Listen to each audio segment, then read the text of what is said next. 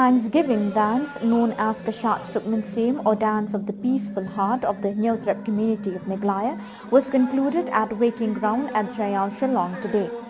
Unlike last year, the number of dances was comparatively much more this year, with COVID-19 restrictions being relaxed.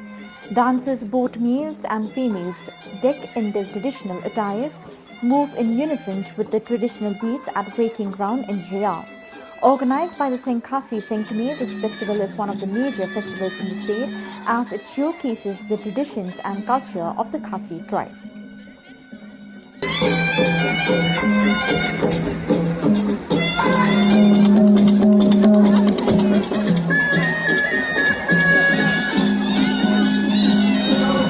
Jaiaw.